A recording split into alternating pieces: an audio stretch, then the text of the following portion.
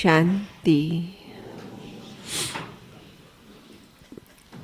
आज ये भट्ठी का आखिरी सत्र है और इसमें पधारे हैं हमारे आदरणीय राजयोगिनी शीलू दीदी जी।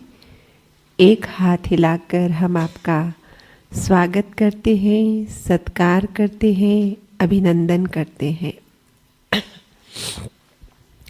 बाल्यकाल से ही मम्मा बाबा की पालना का सौभाग्य मिला। मुंबई महानगरी में लौकिक अलौकिक दोनों जन्म वहीं हुए और फिर दोनों रीति से पढ़ाई भी वहीं पूरी की। ब्रह्मा बाबा की आप में बहुत आशाएं थी, लेकिन ब्रह्मा बाबा के अव्यक्त होने के बाद समर में 1969 में आपने अपने ग्रेजुएशन की पढ़ाई पूरी की, बीएससी की, और वो एग्ज़ाम्स देकर आप यहाँ मधुबन में आए। और जो पहली ट्रेनिंग हुई, कन्याओं को जो ट्रेनिंग दी गई राजयोगा टीचर बनने के लिए, तो वो पहली ट्रेनिंग में आपने पार्टिसिपेट किया और आप राजयोगा टीचर के रूप में तैयार हुए। और दादियों ने आपको आरंभ में राजकोट, बेंगलोर, हैदराबाद, काठमांडू, अफ्रीका, मॉरिशस आदि आदि देश और विदेश की धरनी पर सेवा अर्थ भेजा, जहाँ बाबा के सेवा केंद्र खोलने के निमित्त बने, बाबा का नाम बाला करने के निमित्त बने। और फिर 1976 में आते तो हर वर्ष रहे, लेकिन जब 1976 में आए तो आपके लिए एक गोल्डन अपॉर्चुनिटी इंतज़ार कर रही थी। जान सकते हैं कौन सी? अब मधुबन निवासी बन जाओ। हाँ, सभी को लगता है ना हम मधुबन निवासी बने। तो इस अवसर को आपने सहर्ष स्वीकार किया और तब से लेकर आज दिन तक आप इस मधुबन हेडक्वार्टर में रहकर देश विदेश में अपनी सेवाएं दे रहे हैं।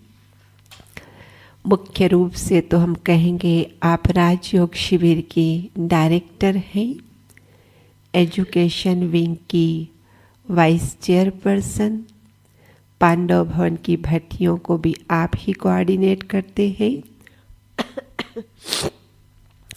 और इसके अलावा चूँकि देश विदेश के प्रोग्राम्स यहाँ होते हैं, विदेशी भाई बहनों के प्रोग्राम्स भी आप कोऑर्डिनेट करते हैं। और आप मेन इंटरप्रेटर भी हैं। जब बाप दादा की मुरली चल रही होती है लाइव, उस समय आप लाइव ट्रांसलेशन कर रहे होते हैं। इसलिए कईयों को संकल्प चलता है, क्योंकि हॉल में दीदी दिखाई नहीं देते हैं, तो पूछते हैं आप बाबा को मिलने नहीं आते हैं क्या? हाँ, कैसे नहीं आएंगे, लेकिन केबिन में बैठकर ट्रांसलेशन करते हैं, जिसको सुनकर फिर अन्य भाषाओं में ट्रांसलेशन होता है। बाबा ने आपको बहुत वरदानों से सजाया है, जिसमें से दो का मैं उल्लेख करना चाहूँगी।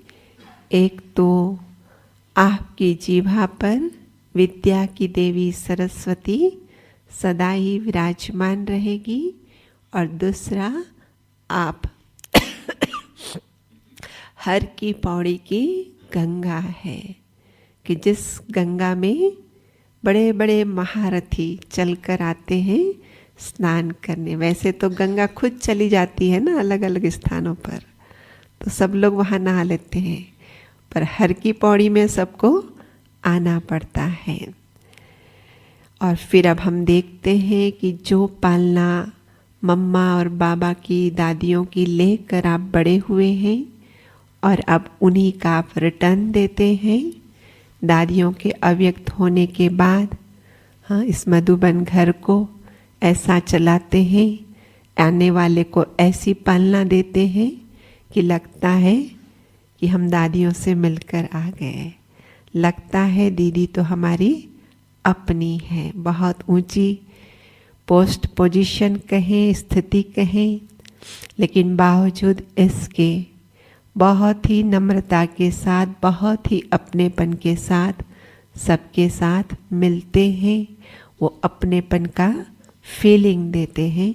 तो आज हम ऐसी दीदी से सुनेंगे कि स्व स्थिति से हम परिस्थिति पर विजय कैसे प्राप्त करें। आदरणीय दीदी जी।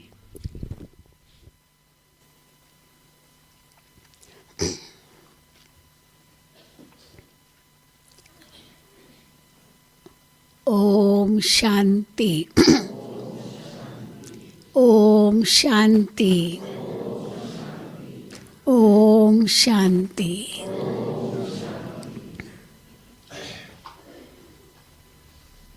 नागपुर सब जोन की तरफ से आप सभी भाई बहनें पधारे हैं। मधुबन तपोभूमि में आज आपका आखिरी दिन है भट्ठी का। वैसे तो मैं पहले दिन ही मिलती हूँ, लेकिन मैं मुंबई गई थी और आज के दिन आपसे मिलने का प्रोग्राम बनाया था। तो मेरी तरफ से आप सभी का बहुत बहुत स्वागत है, स्वागत है। अवश्य आपने ये 4 दिन बहुत अच्छे अनुभव किए होंगे। कई भाई बहनों के क्लासेस सुनकर, 4 धाम की यात्रा कर, पांडव भवन का, मधुबन का वातावरण का लाभ लेकर अवश्य आपने अपने अंदर शक्ति भरी होगी और इसी शक्ति को अपने साथ बरकरार रखना। जब भी कोई बात आए तो मधुबन का ये मेडिटेशन हॉल याद करना कि हमने वहाँ पर ये भट्ठी की थी और अपने आप को इतना मजबूत बनाया था। तो अब तो मैं हिल नहीं सकता, मैं हिल नहीं सकती, क्योंकि यही बाबा हमसे चाहते हैं। इसलिए आज विषय भी यही रखा है। आज के वरदान अनुसार स्वस्थिति से परिस्थिति पर कैसे विजय प्राप्त करें। परिस्थितियां तो कदम कदम पर आती है, चाहे आप उन्हें परीक्षा कहें, चाहे विघ्न कहें, चाहे समस्याएं कहें, चाहे रुकावटें कहें, बंधन कहें, चाहे तूफान कहें। ये सब शब्द जो यूज़ होते हैं, ये सब परिस्थिति के अंतर्गत कहेंगे। और वो परिस्थिति बाहर से आती है, वो परीक्षाएं बाहर से आती है, लेकिन कई ऐसी परीक्षाएं भीतर से भी आती है। हमारे संस्कारों के आधार पर उनके कारण से भी आती है। हमारे ही संस्कार बाधा डालते हैं, विघ्न बनते हैं और परिस्थिति खड़ी हो जाती है। लेकिन विडंबना तो ये है कि हम अपने को दोषी तो ठहराते ही नहीं हैं। हम तो यही सोचते हैं कि दूसरा दोषी है, ये दोषी है, वो दोषी है। लेकिन है तो मेरे ही कर्मों का हिसाब किताब। मैंने ही अपने कर्म ऐसे बनाए हैं जो ये परिस्थिति हमारे सामने आई। फिर चाहे आप कितना भी औरों को दोष दो, कर्म तो हमारे ही है और हमको ही भोगने हैं। चाहे आप दोष दूसरे को दो, लेकिन इसका मतलब ये तो नहीं है कि परिस्थिति बदल जाएगी या सचमुच वही कारण होगा। भले दिखाई देता है उस दूसरे का कारण है, लेकिन परिस्थिति तो है ही और पेपर तो मेरा ही है और मुझे ही पार करना है, मेरे ही कर्मों का फल है। इसलिए वास्तव में ज्ञान तो यही कहता है कि हम किसी को भी दोष नहीं दे सकते कि इसके कारण यही हुआ, इसके कारण ये हुआ। उस दिन भी बाबा ने कहा ना, 3 उंगली तो अपने तरफ करते हैं और 4 उंगली अपने तरफ और 1 उंगली उसके तरफ। तो उसे बदलना चाहिए, उसने ऐसे किया उसे बदलना चाहिए, लेकिन 4 गुना तो किसको बदलना है? किसको बदलना है? हमको बदलना है। इसलिए ये परिस्थितियाँ तो आती रहेगी, अंत तक आती रहेगी, लेकिन अगर हमारी स्वस्थिति अच्छी है तो परिस्थितियों पर हम बहुत जल्दी विजय पा सकते हैं। अगर स्वस्थिति सही ठीक नहीं है तो परिस्थितियाँ बढ़ती जाएगी और हम दूसरों को दोष देते रहेंगे, लेकिन इससे हम कोई खुश नहीं होते हैं। हम भी तो महसूस तो करते हैं ना, गलती हमारी थी। पर कई ऐसी परिस्थितियां हैं जो जिसमें कोई भी दोषी नहीं है। प्रकृति के कारण भी परिस्थितियां आती है। अभी सर्दी है तो ये परिस्थिति है, कभी गर्मी है तो परिस्थिति है, बारिश है बहुत ज़बरदस्त, तूफान है, आंधी है, ये परिस्थिति है, प्रकृति की परिस्थिति है। अब वो परिस्थिति आ गई मानो, पर हम रोने बैठेंगे क्या? अगर रोने भी बैठे तो क्या वो परिस्थिति बदल जाएगी? हम दुखी भी होते रहेंगे तो क्या परिस्थिति बदल जाएगी? बदलेगी तो नहीं, वो तो है। इसलिए परिस्थिति को नहीं बदल सकते हैं, परंतु हम अपनी स्थिति को ज़रूर बदल सकते हैं। अब बारिश आ गई, हम बारिश को कोसते रहे, देखो मुझे अभी बाहर जाना था, ये बारिश आ गई, अभी आना था बारिश को, मुझे तो बाहर जाना है, मुझे तो ये करना है, वहाँ जाना है, ये बारिश तुम अभी क्यों आई? अब बारिश का अपना समय है। तो बारिश को कोसने की बजाय हम क्या करेंगे? क्या करेंगे? छाता ले जाएंगे और क्या, क्योंकि छाता तो हम ले सकते हैं ना। इसलिए परिस्थिति को हम बदल नहीं सकते, लेकिन हम अपनी स्थिति को बदल सकते। इसी प्रकार दूसरे को हम बदल नहीं सकते। तुम ये मत करो, वो कहेगा करूँगा, तुम ये मत कहो, कहेगा कहूँगा। फ्रीडम ऑफ स्पीच है तो मुझे कहाँ रोक सकते हो? हाँ, आजकल तो किसको भी कुछ भी कह देते हैं, तो क्या कर सकते हैं? तो इसीलिए फ्रीडम है। भारत स्वतंत्र देश है। अंग्रेज़ों के ज़माने में तो ऐसे कुछ नहीं कह सकते थे, अंग्रेज़ों के विरुद्ध तो कुछ भी नहीं कदम उठा सकते थे। अभी स्वतंत्र है तो हम जो चाहें सो कहें, जो चाहें सो करें, लेकिन हाँ कुछ तो नियम है ज़रूर जिनका हमें पालन करना होगा, नहीं तो सज़ा है। इसलिए अगर दूसरा कुछ कहता है, करता है और हम सोचे वो बदल जाए, अब वो नहीं बदलेगा तो हम भी उन जैसे ही बन जाते हैं। मिसाल देते ना, समझो हम किसी के घर गए और उसके घर में हमको निमंत्रण था भोजन का, और उसने तो एक ही सब्जी और थोड़ी सी और हल्की पतली सी दाल बना दी बस, और भोजन दिया। मना कोई खातिरी नहीं की, जैसे मेहमानों की खातिरी होती है। अब अगली बार मैं उसको बुलाऊंगी अपने घर में तो मैं यही कहूँगी क्या, इसने तो मुझे बस एक सब्जी और पतली सी दाल खिलाई, मैं भी ऐसे ही करूँगी। हम क्या करेंगे? अगर मुझे अच्छी तरह खाना पकाना आता है और मैं स्वादिष्ट भोजन बना सकती हूँ, मेरे पास समय भी है और मैंने निमंत्रण दिया है, तो मैं तो मेहमान नवाजी करूँगी। ये तो नहीं उसने ऐसे नहीं किया तो मैं क्यों करूँ, उसने ये किया तो मैं भी करूँ। तो टिट फॉर टैट उस रूप से तो नहीं होगा ना।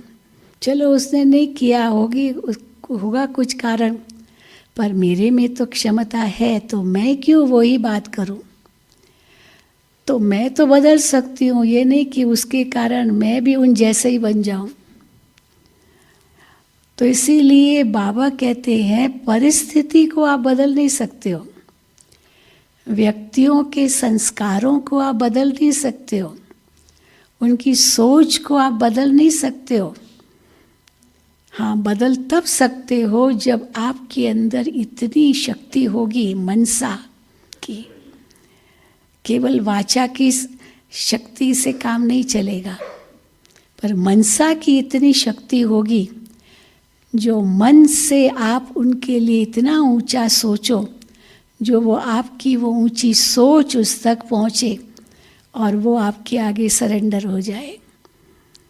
लेकिन अगर आपकी भी विचारधारा उसी अनुसार चलेगी तो ये तो कर्मों का हिसाब किताब और ही बढ़ेगा।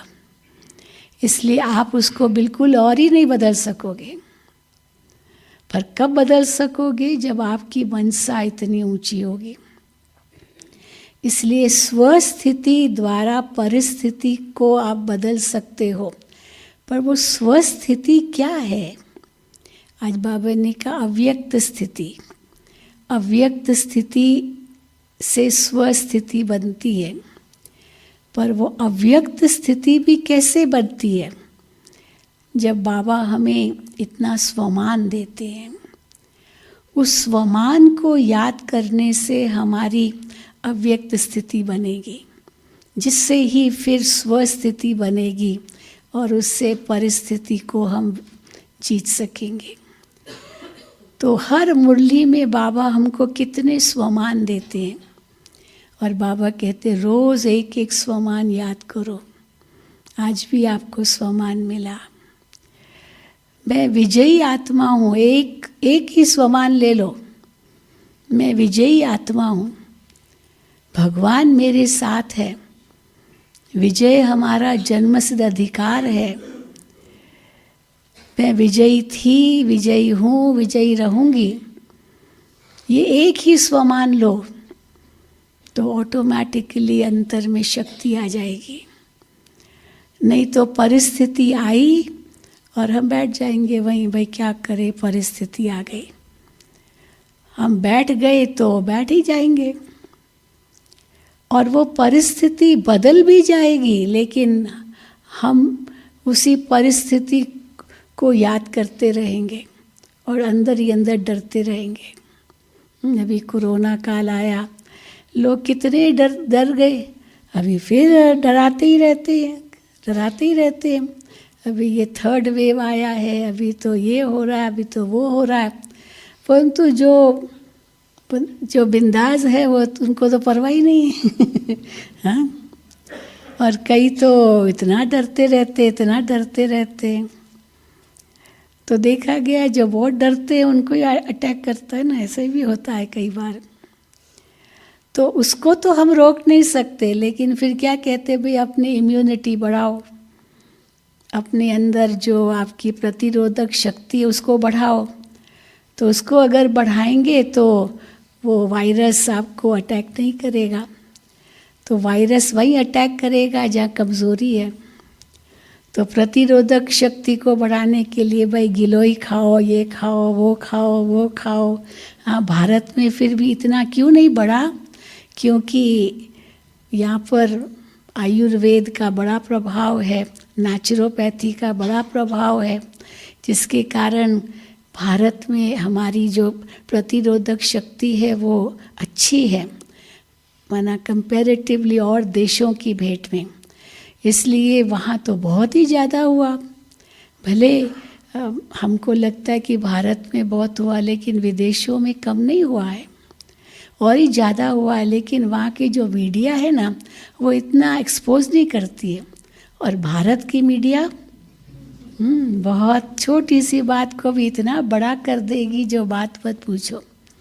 मिसाल देते हैं कि जब न्यूयॉर्क में वो ट्विन टावर्स पर वो आक्रमण हुआ तो कितने लोग मरे, कितने लोग मरे, कैसे जले, क्योंकि सारी बिल्डिंग जल गई ना, गिर गई, ये बहुत कुछ हुआ।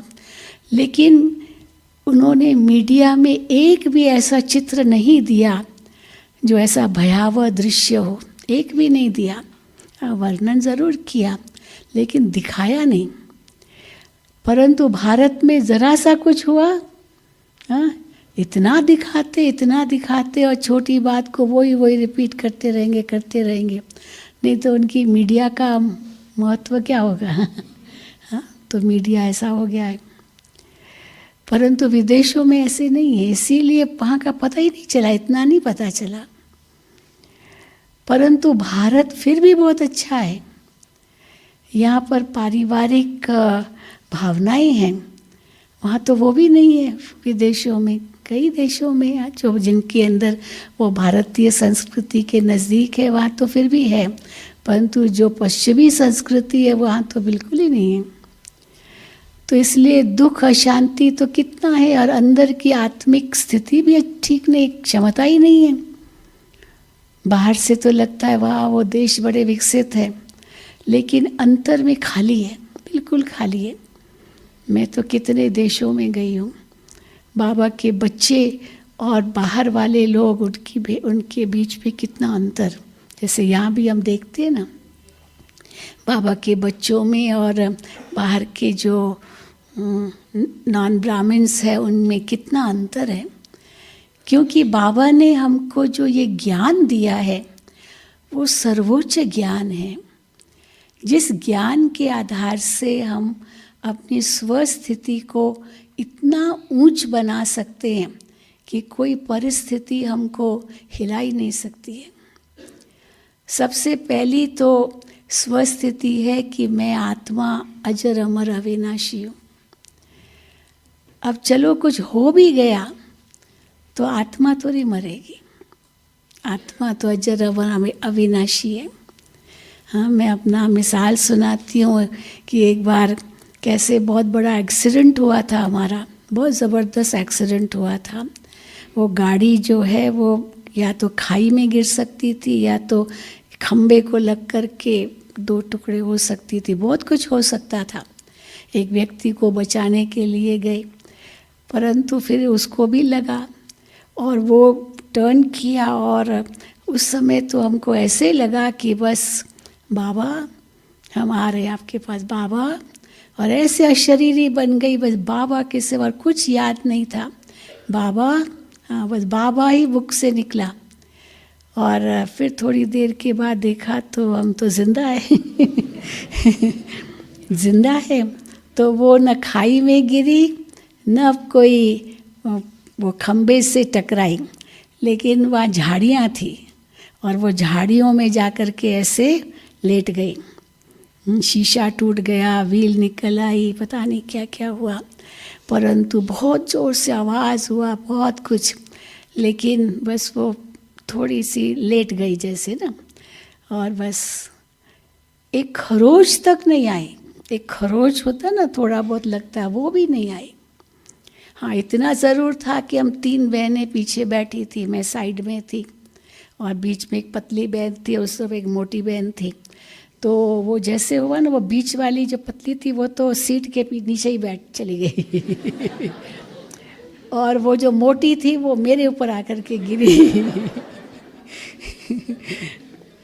लेकिन हम तो उसी समय जैसे बाबा की याद में ही थे, और पर कुछ भी नहीं हुआ, बिल्कुल जैसे बाबा ने हम गोद में उठा दिया। तो उस समय एक ऐसा सुंदर अशरीरी अवस्था का अनुभव हुआ, और ऐसे लगा जैसे कुछ समय के लिए जैसे हृदय की गति रुक गई, ऐसे कुछ अनुभव हुआ। लेकिन इतना मन शांत था, इतना मन शांत था, जो बात मत पूछो। क्योंकि अशरीरी बन गए ना, तो अशरीरी बन गए तो उसका ज़रा भी सेक नहीं आया। और फिर तो सब ठीक ही था। तो कहने का भाव है कि स्वस्थिति कैसे परिस्थिति को बदल सकती है। और बाबा कई बार कहते हैं कोई भी ऐसी बात आए बस बाबा कहो तो क्या होगा? बाबा वहाँ रक्षक बैठा है। लेकिन ये बाबा चाबी यूज़ करना आए सही रूप में। मैं दूसरा भी मिसाल देती हूँ। हम श्रीलंका गए थे कोरोना से पहले, तो वहाँ एक बहन अपना अनुभव सुना रही थी।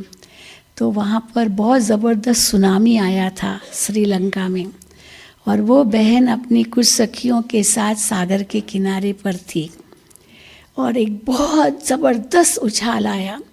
वो सुनामी में तो वो लहर इतना ऊंचा उठती है, तो वो एकदम ज़बरदस्त ऊंची लहर उठी और तीनों को बहा के जैसे बहा रही थी और ले गई। तो उसी समय इसने क्या कहा? बाबा, इतना ज़ोर से बाबा कहा, और अचानक वो उसी बीच एक ऐसी लहर आई जो इसको वापस किनारे पर फेंक दिया, और वो दो तो बह गए, जो वो ज्ञान में नहीं थी, और वो दो बह गई और ये बच गई।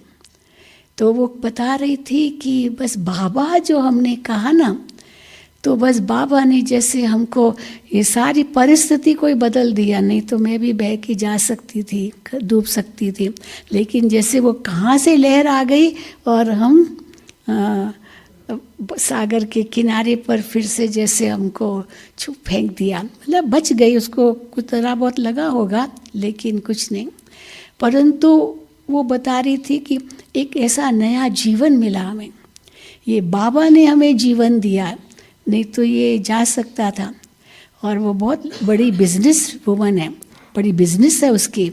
तो कहती बस अभी तो मेरा ये बाकी का जीवन बाबा के लिए है, बाबा ने मुझे बचाया है तो ये जीवन बाबा के लिए। तो इतनी सेवा करती है, मुझे सारा श्रीलंका बाय रोड घुमाया, और फिर लास्ट में एयरपोर्ट पर लेकर भी, एयरपोर्ट से लेने भी आए, एयरपोर्ट पर छोड़ने भी आए, लेकिन अपना अनुभव बीच बीच में सुनाती रही। तो बहुत ही जैसे बाबा के प्रति निश्चय, तो जैसे बाबा कहते हैं ना, स्वस्थिति से परिस्थिति पर विजय। अगर उस समय हम डर जाएं, उस समय हम चिल्लाना शुरू कर दे तो क्या होगा? क्या होगा? हाँ? या तो परिस्थिति और बिगड़ सकती है। लेकिन वो चलो परिस्थिति आई, क्या हम उस समय ये सोच सकते हैं कि ये तो सूली से कांटा हो गया? क्या पता इनसे और भयंकर परिस्थिति आती होती। पर ये बाबा कहा तो वो परिस्थिति सूली से कांटा हो गई। तो इतनी बड़ी परिस्थिति आ सकती थी, पर क्योंकि मेरी स्वस्थिति अच्छी थी तो वो परिस्थिति बदल गई। इसलिए हम परिस्थिति को कोसेंगे नहीं, ये क्यों हुआ, इसको नहीं होना चाहिए, ऐसे नहीं आना चाहिए, ये नहीं कहना चाहिए, जो भी। परंतु उसकी बजाय हम क्या करेंगे? एक फुल स्टॉप लगा देंगे। ड्रामा का ज्ञान बाबा ने हमें इतना ऊंचा दिया है।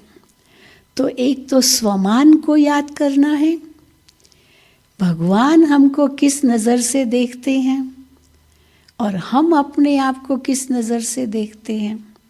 क्या हम उसी नज़र से देखते हैं जिस नज़र से बाबा हमें देखते हैं? मैं आपको और मिसाल बताऊं। एक भाई थे, उस समय जब बाबा पर्सनल मुलाकात करते थे तो एक एक से बाबा मिलते थे। 89 तक तो बाबा ने पर्सनल मुलाकातें की है, सारी सारी रात बाबा मिलते थे। तो वो और एक एक से मिलना कोई कम बात थोड़ी है। तो विदेशियों के ऊपर जैसे मैं ट्रांसलेशन करती थी, उनको एक एक का ट्रांसलेशन सारी सारी रात हम करते थे। तो एक विदेशी नहीं आया, विदेशी भाई वो आया नहीं मिलने के लिए। और बाबा की पूरा हो रहा था बाबा का वो एक इंडिविजुअल मिलना, तो आया नहीं। तो फिर मैंने किसी के हाथ संदेश भेजा कि वो भाई क्यों नहीं आया बाबा से मिलने के लिए, उसको जल्दी भेजो। तो गई ढूंढने के लिए। अच्छा, वो आया भी, लेकिन जैसे ज़बरदस्ती आया, तो वो बाबा के सामने आने में डर रहा था, परंतु हमने बुलाया तो आ गया। तो बाबा ने उनसे, अब वो बाबा को देखे ही नहीं, क्या पता क्या उनके अंदर में होगा। बाबा उनको दृष्टि दी और बाबा से दृष्टि लेवे नहीं, ऊपर देखे फिर नीचे देखे, अंदर में मन खाता होगा उसका, कोई ऐसा कर्म होगा। तो फिर नीचे देखे, फिर ऊपर एक सेकंड देखे, फिर नीचे देखे। तो मैंने उसको कहा बाबा से दृष्टि लो। तो फिर जैसे दृष्टि दी, पर अंदर में वो जैसे घबरा रहा था। तो बाबा ने उनसे बहुत सुंदर प्रश्न पूछा। बाबा ने पूछा, अपने आप को मास्टर सर्वशक्तिवान समझते हो? तो कहता नहीं। सीधा कह दिया नहीं। तो देखो बाबा ने कैसे उसे हाँ करवाया। तो बाबा ने, तो उसने कहा नहीं बना, मैं मास्टर सर्वशक्तिवान अपने को नहीं समझता हूँ। तो बाबा ने कहा आप कौन हो? तो कहा मैं आत्मा हूँ। अच्छा, आत्मा किसकी संतान है? बाबा प्रश्न ही करते रहे और जवाब उनसे ही लिया। आत्मा किसकी संतान है? शिव बाबा की संतान है। शिव बाबा सर्वशक्तिवान है। आप उसकी संतान हो। तो शिव बाबा सर्वशक्तिवान है, तो आप मास्टर सर्वशक्तिवान नहीं हो? कहता है। उसी समय कह दिया हूँ, हाँ है। तो एक एक शब्द से जैसे बाबा प्रश्न करते गए, आखिर उससे हाँ कहलवाया। हमारे साथ भी ऐसे ही हुआ था। हम पहली बार 1974 में विदेश जा रहे थे, अफ्रीका का निमंत्रण मिला था। तो वेदांती बहन जो अभी अफ्रीका में ही है संभालती हैं, और हम दोनों गए थे। तो बाबा मैं तो उस समय भी 74 की बात है, ये कितने साल हो गए। तो उस समय मैंने बाबा से एक प्रश्न किया, बाबा आप हमको इतना दूर भेज रहे हो, तो बाबा अगर विनाश हो गया तो? मैंने बाबा से प्रश्न किया। तो क्योंकि ये एक हवा थी, अफवाह भी थी कि 76 में विनाश होगा। तो 76 में विनाश होगा और इतना दूर विदेश जा रहे हैं, और अगर विनाश हुआ तो हम तो वहीं रह जाएंगे, मधुबन में कब आएंगे? तो फिर तो मैंने कहा बाबा अगर विनाश हो गया तो बाबा मुस्कुराए मेरे भोलेपन पर, कैसा प्रश्न पूछ लिया। तो बाबा ने मेरे से पूछा, प्रश्न में ही जब जवाब मेरे से ही लिया। बाबा ने पूछा कि आपको कौन भेज रहा है? तो हमने कहा बाबा भेज रहे हैं। तो बाबा भेज रहे हैं, बाबा ने कहा तो फिर जिम्मेदार कौन? तो मैंने कहा बाबा, क्योंकि वो भेज रहा है तो जिम्मेदार बाबा। फिर बाबा ने कहा अगर बाबा जिम्मेदार है तो आपको ख्याल क्यों चलता है? बात खत्म। बात ही खत्म। जो भेज रहा है, जो डायरेक्शन दे रहा है, जो आज्ञा कर रहा है, हमको खाली आज्ञाकारी बन के फॉलो करना है। तो जिम्मेदार कौन हो गया? वही हो गया जो भेजता है, जो आज्ञा करता है। तो इसीलिए ये भी एक वास्तव में स्वस्थिति को हम भूल जाते हैं कि हम किसकी श्रीमत पर चल रहे हैं। परंतु ये तब याद आएगा जब सचमुच हम श्रीमत पर चलते होंगे। तो अगर जैसे आज भी बाबा ने कहा सच्चाई, आज भी सच्चाई होगी, सफाई होगी, आज्ञाकारी होंगे, वफादार होंगे, फरमान बरदार होंगे, बाबा की एक एक श्रीमत का पालन करते होंगे, तो फिर हमें डरने की कोई बात नहीं है, कोई ज़रूरत ही नहीं है। चाहे पहाड़ गिर जाए, कुछ भी हो जाए, हम उस परिस्थिति का कैसे सामना करेंगे? स्वस्थिति से। हर बार कोई अटैक करने की ज़रूरत थोड़ी है। डिफेंस भी एक आधार है। हाँ, हमारे जो भारत के अंदर या सब देशों में इतने उनके हथियार होते हैं, लेकिन वो हथियार होते हुए तो अटैक के लिए ही ना, आक्रमण के लिए है हथियार, लेकिन वो क्या कहते हैं, डिफेंस। तो वो सारा जो मिनिस्ट्री है वो डिफेंस की है, माना जो हथियार है वो आक्रमण के लिए नहीं, अपनी रक्षा के लिए, रक्षा के लिए। तो बाबा भी कहते हैं कि ये ज्ञान आपकी रक्षा के लिए है।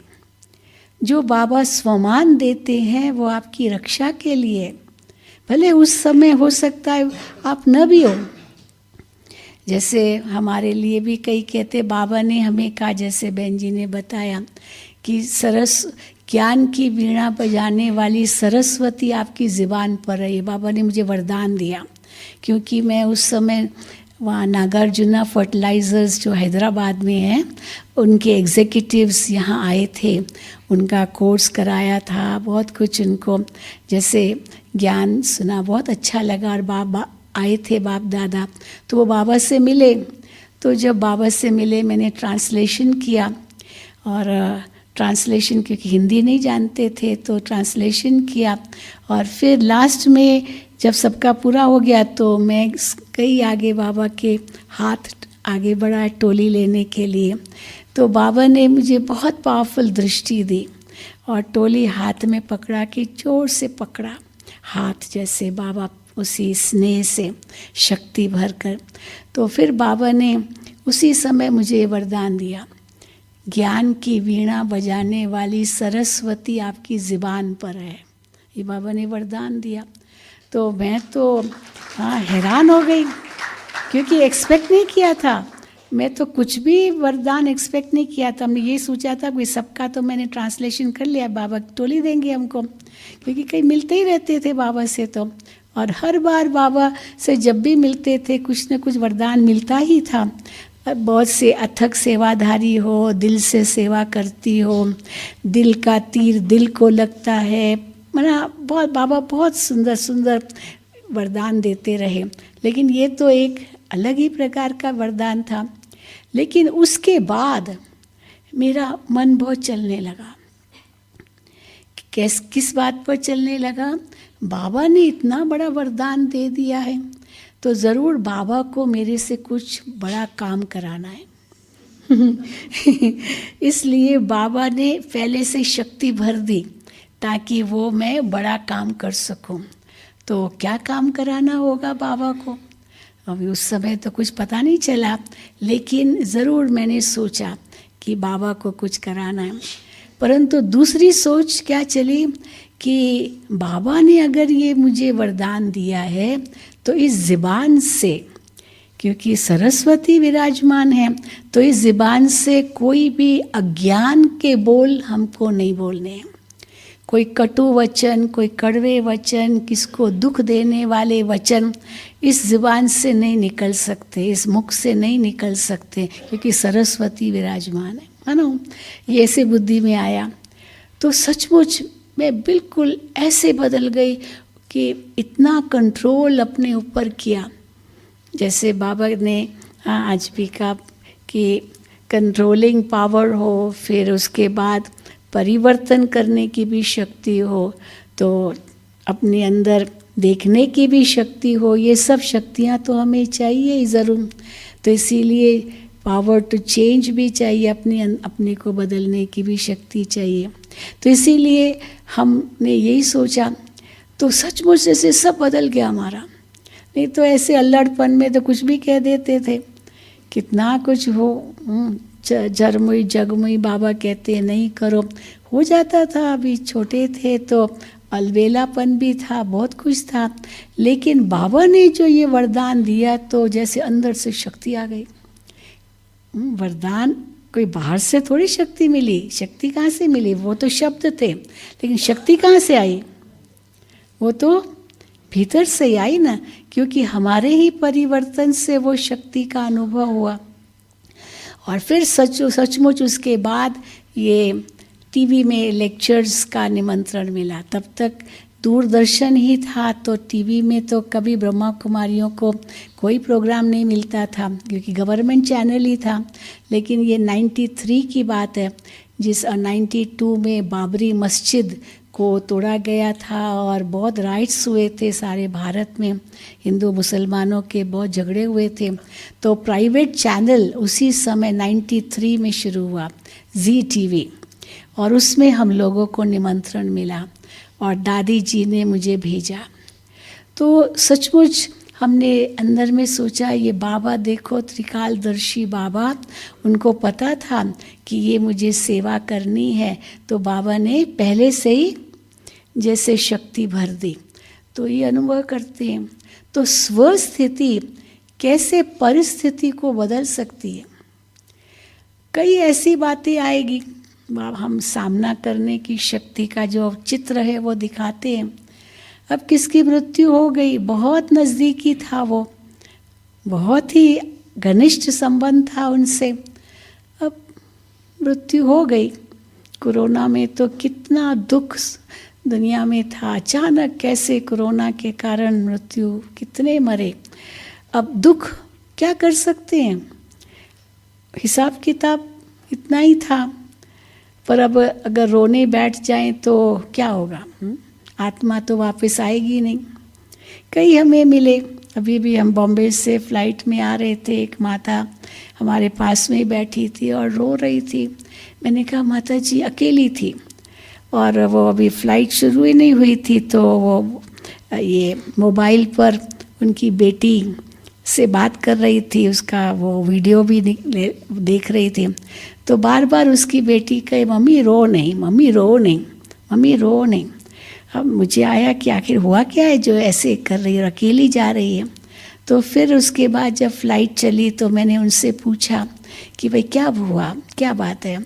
तब उसने बताया कि उसके पति की डेथ हुई है और वो इतने बड़े प्रोफेसर थे, ये थे वो थे, और कोरोना में ही डेथ हुई। 1 साल उसको हुआ, वो पिछले साल ही हुआ था या इसी साल शुरू में हुआ था इसके कारण। और उसके बाद इसका रोना बंद ही नहीं हुआ है।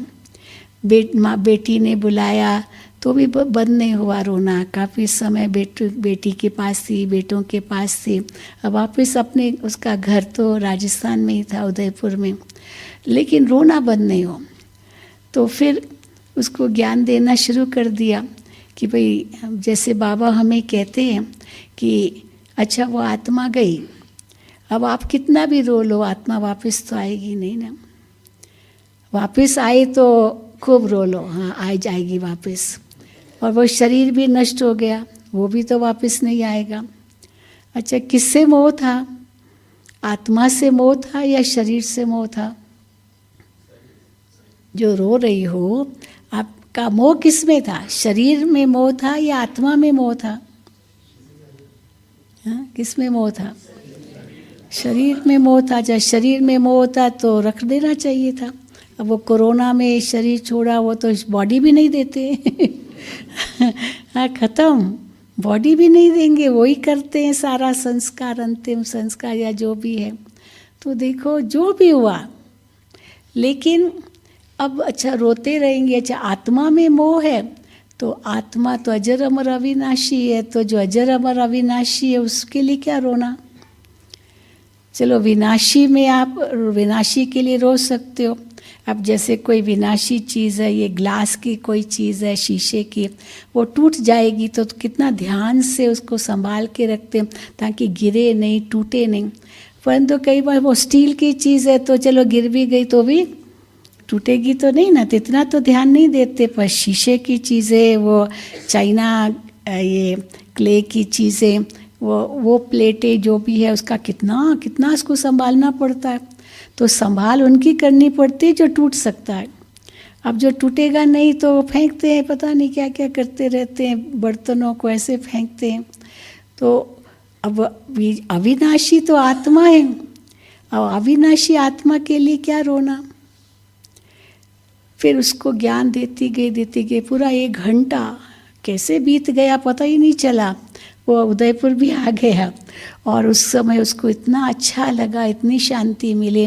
फिर मैंने उससे पूछा आप कहाँ रहती हो, तो बताया कहाँ रहती हो, और बिल्कुल हमारे सेंटर के पास उसका घर।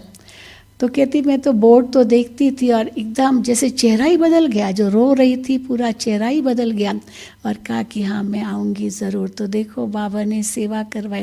लेकिन अज्ञान काल में मनुष्य कैसे दुखी होते हैं। तो परिस्थिति को तो बदला नहीं जा सकता है ना।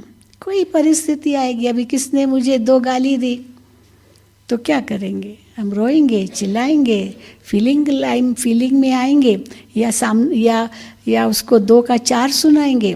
हम 4 सुनाएंगे तो 8 सुनाएगा, हम 8 सुनाएंगे वो 16 सुनाएगा, वो 16 सुनाएगा तो हम 32 सुनाएंगे और वो कहाँ पहुँचेंगे, कहाँ पहुँचेंगे, कहाँ पहुँचेंगे। हाँ, ओम शांति भी हो सकते हैं ना तो ऐसे है। इसलिए चलो वो परिस्थिति है, उस परिस्थिति को हम रोक नहीं सकते हैं, लेकिन अपनी स्वस्थिति कैसे बनाएं।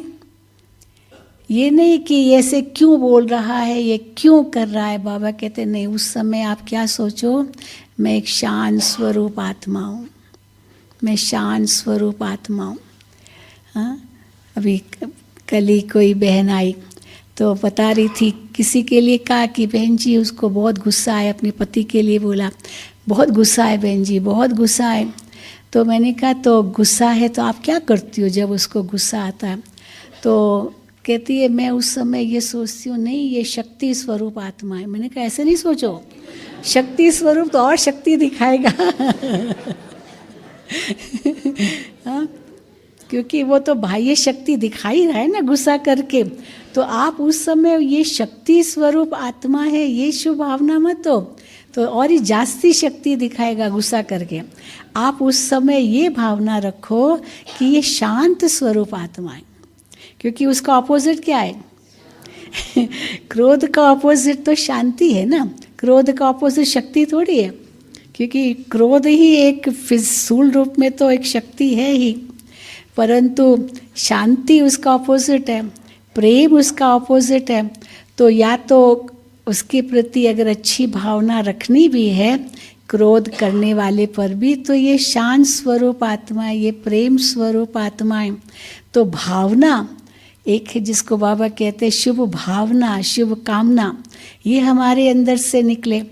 तो शुभ भावना माना हम उसी ऊंचे स्वरूप में उसको देखें कि ये आत्मा, बिल्कुल उसका ऑपोजिट सोचें, और वो जो ऑपोजिट सोचेंगे वो जो एक शक्ति बन जाएगी वो उसके अवगुण को मिटाएगी, मदद करेगी। तो कोई भी रूप हो तो उसका ऑपोजिट सोचें, इसको कहते हैं स्वस्थिति। तो स्वस्थिति में जब बाबा कहते हैं अव्यक्त स्थिति और उसके लिए स्वमान, तो उसमें भी कई लोग मूंझ जाते हैं कि एक होता है स्वमान और दूसरा होता है अपमान, अभिमान। तो स्वमान और अभिमान दोनों के बीच में एक सूक्ष्म रेखा है। कई बार हमें पता नहीं चलता कि ये स्वमान है या अभिमान है, हम उसको स्वाभिमान समझ लेते हैं, है अभिमान लेकिन वो स्वाभिमान समझ लेते हैं।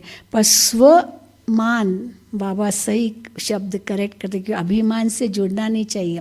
तो स्वमान, तो स्वमान माना आत्मा का मान, और वो स्वाभिमान जो कहते हैं वो देह अभिमान के आधार पर स्वाभिमान है। अब किसने मुझे अच्छी तरह व्यवहार नहीं किया, आगे से मैं भी उसके साथ अच्छा व्यवहार नहीं करूँगा, क्यों, क्या समझता है वो मुझे, मैं भी कोई कम हूँ क्या, ये स्वाभिमान समझते हैं। लेकिन बाबा कहते हैं ये अभिमान है। चलो वो कुछ भी मेरे लिए सोच रहा है पर मैं तो सही सोचूं ना। तो स्वमान माना क्या, आत्मा का मान, अपनी आत्मा का मान। शांति मेरा मूल स्वभाव है, कुछ भी हो जाए मेरी शांति कोई भी ले नहीं सकता, मेरी शांति कोई छीन नहीं सकता। बाबा यहाँ तक कहते शरीर भी छूट जाए लेकिन खुशी न छूटे, खुशी न जाए। क्यों खुशी न जाए, शरीर भले छूट जाए, खुशी न जाए माना क्योंकि खुशी शांति, प्रेम, आनंद, आत्मिक सुख, ये आत्मा का स्वभाव है। हम अपने स्वभाव को कैसे भूल सकते हैं? हर एक को अपना स्वभाव प्यारा लगता है। हर एक को अपना जो मूल स्वभाव है उसी स्वभाव पर वापस आएगा। जैसे पानी का मिसाल देते हैं तो पानी का स्वभाव क्या है? शीतलता। अब चाहे अग्नि का समावेश करें, गैस पर, चूल्हे पर हम पानी रखें और पानी को उबालें, अब उबलेगा ठीक है, लेकिन उसको फिर छोड़ दो, अग्नि बंद कर दो, गैस बंद कर दो, तो धीरे धीरे क्या होगा? हाँ, पानी वापस ठंडा हो जाएगा, क्योंकि उसका मूल स्वभाव शीतलता है। पानी का, जल का मूल स्वभाव शीतलता है। हर एक चीज़ अपने मूल स्वभाव तक जाती है, वापस जाती है। हर एक चीज़ अपने मूल स्रोत तक जाती है। जब पानी गिराते हैं तो पानी नीचे की ओर जाता है, ऊपर की ओर क्यों नहीं जाता है? हाँ, ऊपर की ओर क्यों नहीं? आप कहेंगे पानी भारी है, ये है या जो भी है, लेकिन उसका आध्यात्मिक अर्थ है, क्योंकि पानी का जो स्रोत है वो सागर है और सागर नीचे की तरफ है, तो पानी कहाँ जाएगा? आखिर वापस अपने स्रोत की तरफ जाएगा, जो उसका सागर, उसका स्रोत है।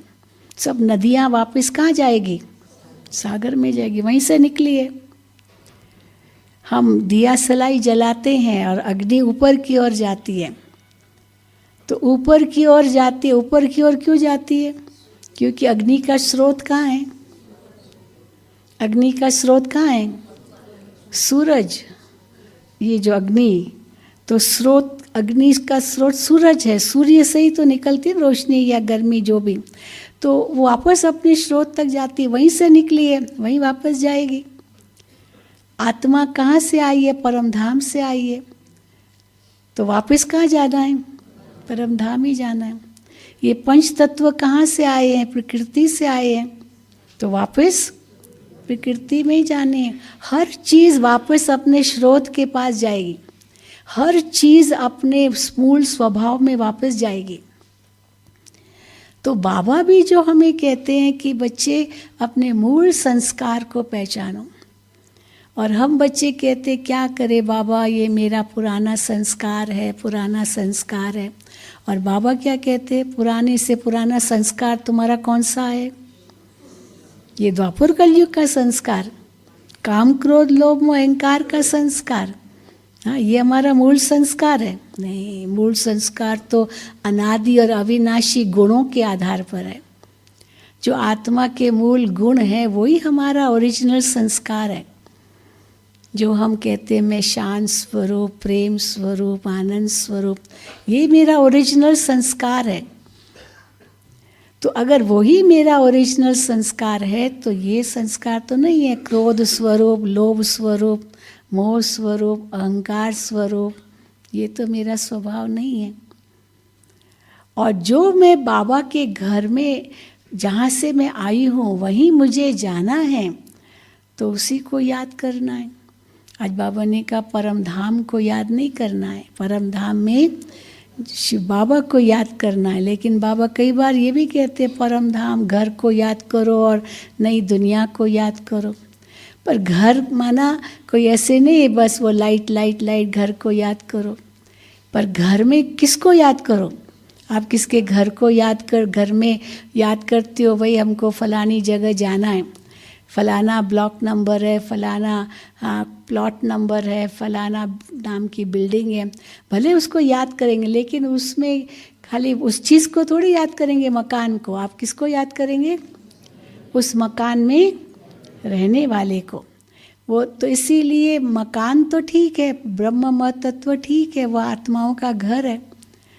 और बाबा कहते केवल घर को याद करने से तो विकर्म विनाश नहीं होंगे, लेकिन उस घर में जो पतित पावन बाप रहते हैं और वो मेरा भी घर है, उसको याद करो तो आत्मा के जो पाप है वो भस्म होंगे।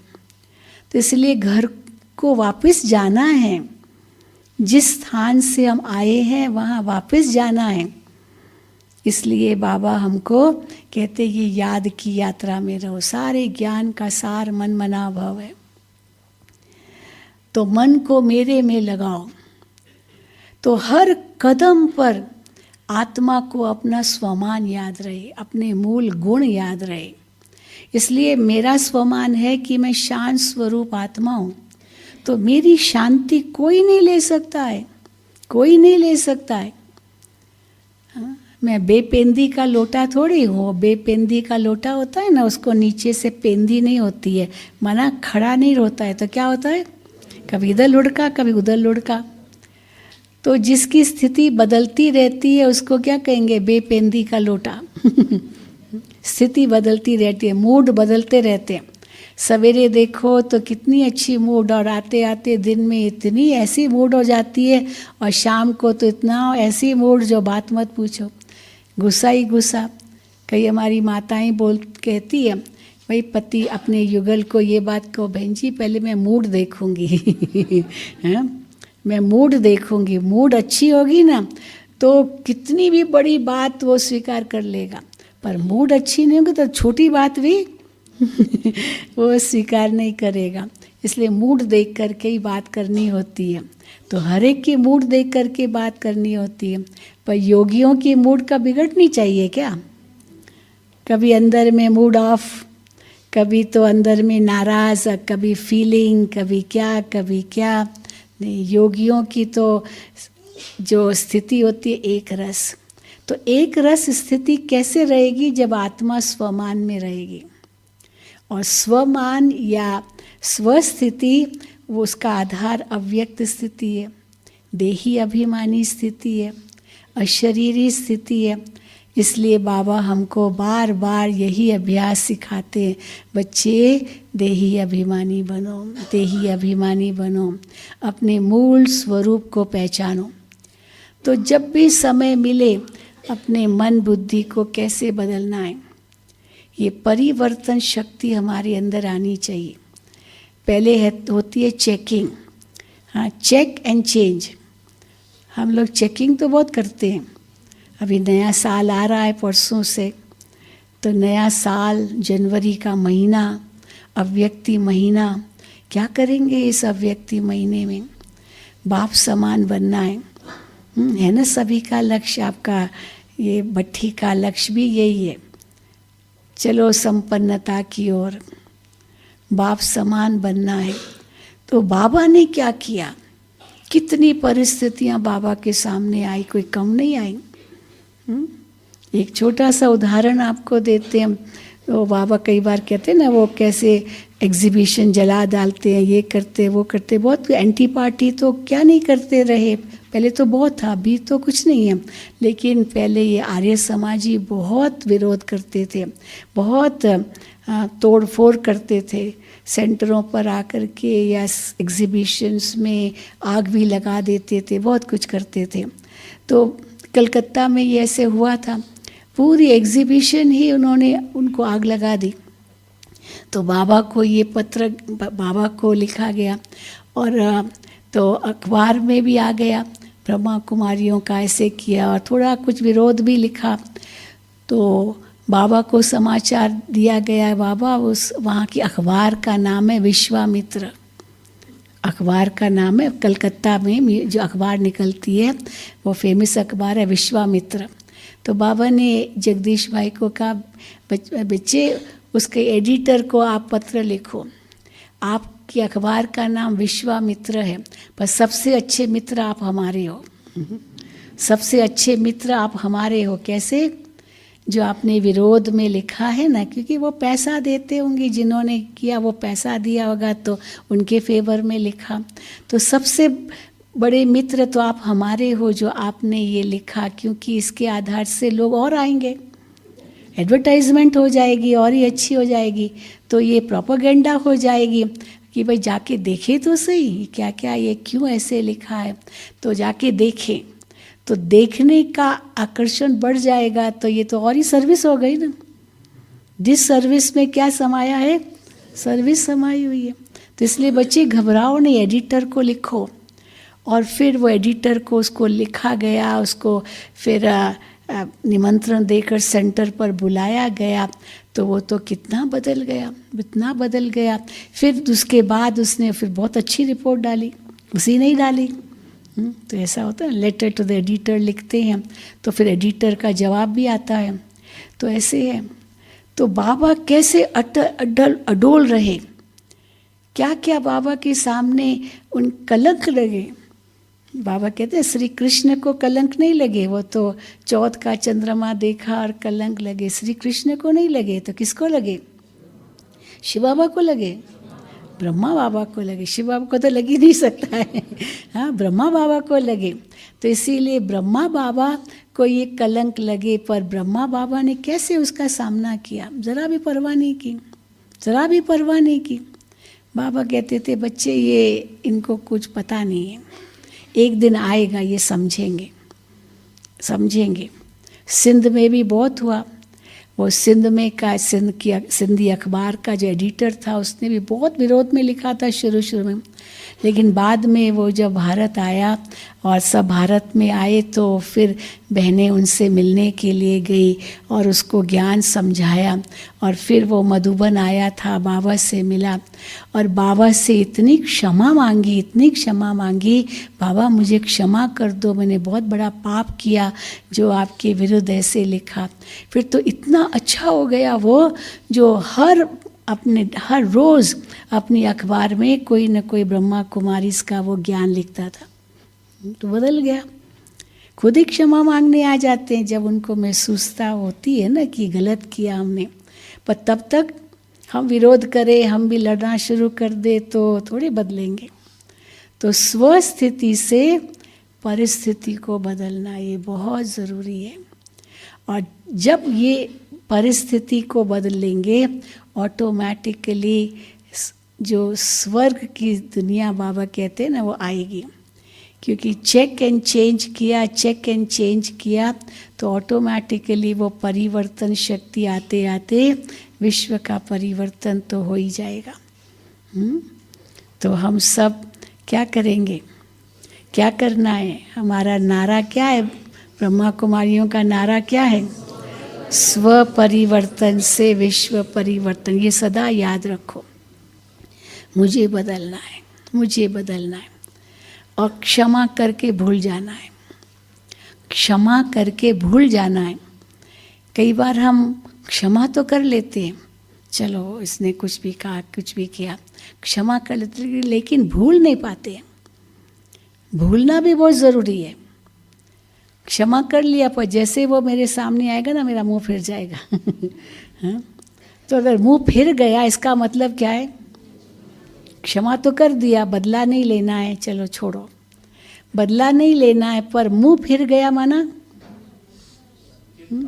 हाँ, माना भूले नहीं है ना, याद है, पर भूले ही पूरा भूल जाएं, याद ही न रहे। एक होता है जैसे बाबा ने भी कल कहा या कहा कि वो आती है जैसे कंप्यूटर में लिख कर कुछ लिखते भी है ना, अगर उसको डिलीट करना है तो बस डिलीट का बटन दबाओ, वो डिलीट होता जाएगा। पहले तो भाई लिखते थे तो रबर से हम वो इरेज करते थे, निकालते, लेकिन फिर भी कुछ ना कुछ दाग रह जाता था। अभी कंप्यूटर पर तो हाँ कोई दाग भी नहीं रहता है, सब पूरा साफ हो जाता है, डिलीट किया ख़त्म हो गया। तो इसीलिए डिलीट करना है, खाली उसको रब नहीं करना है, ऐसा डिलीट कर देना है जो बुद्धि में बिल्कुल याद न रहे। क्योंकि अगर ये याद भी रखेंगे ना तो अंत में बहुत पश्चाताप होगा।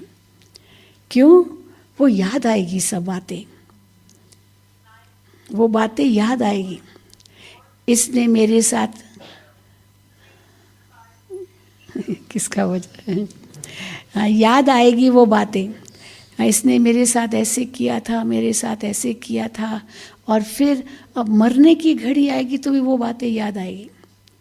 तो कोई भी आदत जिसको हम नहीं बदल सकते वो अंत में धोखा देगी, वही सामने आएगी। जैसे कोई डायबिटिक होता है ना, डायबिटीज़ होती है, किसका बज रहा है? बंद करना। तो जैसे कोई डायबिटिक होता है तो उसका तो कोई ना कोई अंग को जाकर के अटैक करता है, वो कमज़ोर हो जाता है, चाहे किडनी, चाहे हार्ट, चाहे लिवर, चाहे ब्रेन या दांत या कुछ भी। तो जो कमज़ोर होगा ना वहीं अटैक करेगा। इसीलिए कोई भी कमज़ोरी नहीं हो, किसी भी अंग में कमज़ोरी नहीं हो। जब हम कहते हैं ना ये 5 विकार, एक एक जो अंग कहो या कहेंगे कि 5 जो ये ऑर्गन्स है हमारे, जैसे कई हम कहते हैं ना भाई स्पर्श रस, कई 5 रस है, 5 इंद्रियां हैं, तो उनके फिर कई रस, 5 रस है। तो ये इंद्रियां एक एक विकार का सूचक है। अगर उनके हम वश हो जाते हैं तो एक एक इंद्री एक एक विकार के वश हो जाती है। काम वासना क्या है? ये स्पर्श रस है, स्पर्श, बस स्पर्श, बाकी और कुछ है नहीं। स्पर्श, आकर्षण, चमड़ी का आकर्षण। और चमड़ी का आकर्षण कहाँ तक ले जाता है? देखो आज क्या नहीं दुनिया में हो रहा है। चर्म रसी तो है खाली, उसका सूक्ष्म, अति सूक्ष्म, हल्के से हल्का स्वरूप क्या है? चमड़ी का आकर्षण का। आप एक म्यूजियम में जाते हो, वहाँ लिखा रहता है प्लीज़ डोंट टच, कृपया हाथ मत लगाइए। सब जगह लिखा रहता है कृपया हाथ मत लगाइए। अब हम पढ़ते हैं हाथ मत लगाइए और क्या करते हैं? हाथ लगाते, पढ़ते हुए हाथ लगाते। इसका मतलब पढ़ना तो आता है ना भाई, पढ़ना ना आता हो और ऐसे हाथ लगा रहे, तो पढ़ भी रहे और हाथ भी लगा रहे। भाई हाथ नहीं लगाओ ना, कौन क्यों हाथ लगा रहे? पर ये स्पर्श रस है और उसका ही विकराल स्वरूप काम वासना। तो स्पर्श रस। फिर होता है दूसरा है क्रोध। तो क्रोध क्या है? नेत्र रस। मन का दर्पण चेहरा है, लेकिन चेहरे में भी सबसे पहले आँखें। गुस्सा आता है अंदर में तो कैसे निकलता है गुस्सा? मुंह से बाद में निकलता है, पहले आँखों से निकलता है। पता चलता है उसको बड़ा गुस्सा है, भले बोला एक शब्द भी नहीं। तो क्रोध वो आँखों से निकलता है। तो बाबा ने क्या कहा? बच्चे ये स्पर्श रस निहारे प्यारे हो जाओ, अशरीरी हो जाओ, तो ये स्पर्श रस आकर्षण नहीं करेगा। ये देह अलग चीज़ है, मैं अलग हूँ। और ये आँखें शीतल बनाओ, आत्मा को देखो, आत्मा को देखो। क्रोध की आँखें नहीं बनाओ। क्रोध की आँखें बनेगी तो आपको ही नुकसान होगा। फिर लोभ, वो कौन सी इंद्री है? जीभ रस। तो स्पर्श रस, नेत्र रस, गंध, ये जीभ रस। अंत में वही याद आएगा। कोई किसको जीभ रस होती है ना, तो खाने पीने का बहुत शौक, खाना पीना, हाँ यही चाहिए वही चाहिए। वो मरते वक्त भी कहेगा, एक बता रहे थे कोई कि उसको ये सीताफल बहुत प्यारा था, तो मरने वक्त भी सीताफल चाहिए, सीताफल चाहिए। सीताफल कहाँ से आएगा? सीजन नहीं थी लेकिन सीताफल सीताफल करते मर गई। तो सीताफल को याद किया तो पता नहीं कहाँ जन्म लेगी तो ये लोभ, अंत में वही कमज़ोरी सामने आएगी। तो हमारी जीभ। फिर मोह, वो कौन सी इंद्रिय है? ये नाक। तो नाक, जिसी से बहुत मोह होता है ना, उसको हम इतना प्यार करते, इतना जैसे नाक रगड़ते रहते हैं उनके साथ उनकी ही हमें गंध चाहिए, सुगंध चाहिए। तो ये मोह की निशानी है। और अहंकार, ये कान, कन रस। किसी ने मेरे विरुद्ध कुछ कहा, अरे क्या समझता है, मैं भी कुछ हूँ, हाँ दिखाऊंगा। तो ये कान खड़े हो जाते हैं अपनी कोई ग्लानि सुनी तो। लेकिन ये कान क्या है? चलो ग्लानि सुनी भी, एक कान से सुनी, दूसरे कान से निकाल दो। बाबा मेरे लिए क्या सोचता? मनुष्य तो कुछ भी सोचेंगे, मैं कौन? तो फिर वही स्वमान याद आता है। तो ये 5 इंद्रियां 5 विकारों का प्रतीक है। और इसलिए बाबा कहते हैं शरीर को भूलो, भूलो, आत्मा के स्वमान में रहो।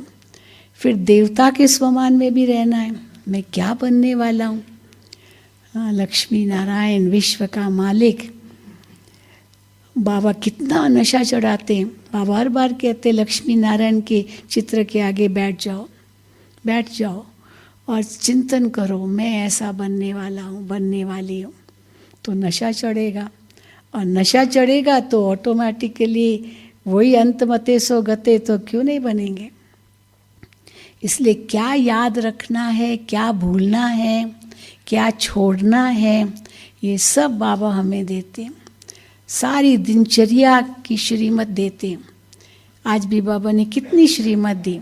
अभी शादी में जाना है तो भले जाओ, मना थोड़ी है, पर ज़रूरी थोड़ी है कि वहाँ का भोजन खाना है। आप फ्रूट ले सकते हो, नट्स ले सकते हो, कुछ बस कहीं भी जाना है भले जाओ, बाबा मना थोड़ी करते हैं। लेकिन कैसे रहो, अनासक्त वृत्ति हो, अनासक्त हो, उपराम हो जाओ, भले न्यारे और प्यारे रहो, उसमें फंसो मत। तो फंसो कहीं भी नहीं, और छोड़ो कुछ भी नहीं। अब क्या जो सोशल एक्टिविटीज़ है उसमें जाना पड़ता है, भले मना थोड़ी है, बाबा मना थोड़ी करते। प्रवृत्ति में रहते हैं, प्रवृत्ति में तो ये सब निभाना भी पड़ता है। लेकिन क्या न्यारे होकर के कर सकते हैं, क्या अनासक्त होकर के कर सकते हैं, या जीभ में रस आएगा कि देखते हुए भी न देखूं, मुंह में पानी ना आवे। ये है बाबा कहते अपनी परीक्षा। तो जो परीक्षाएं आती है वो तो आएंगी, लेकिन मैं कितना अनासक्त हूँ, कितना न्यारा हूँ, कितना बाबा का प्यारा हूँ, बाबा की नज़रों में हूँ, बाबा के दिल पर हूँ, वो अपने आप को देखना है। तो वो स्वस्थिति होगी तो परिस्थिति कोई बड़ी चीज़ नहीं है। चलो, बहुत अच्छा लगा आपको मिल करके। हाँ, मैंने कहा चलो आखिरी दिन भी आपसे मिले। ओम शांति, ओम शांति। अभी हम 15 मिनट बैठेंगे बाबा की याद में।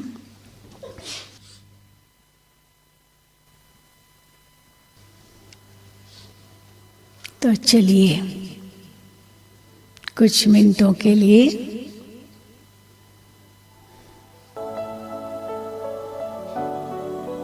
आत्मा अपने, मैं आत्मा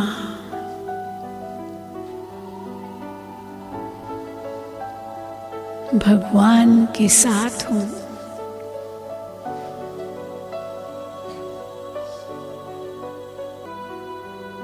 इसी ऊंची स्थिति में स्थित होकर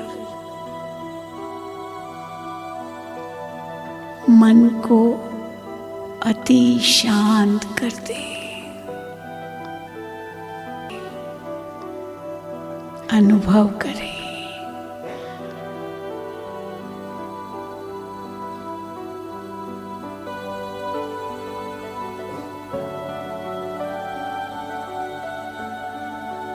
मैं आत्मा अपने मूल स्वभाव में स्थित हूँ।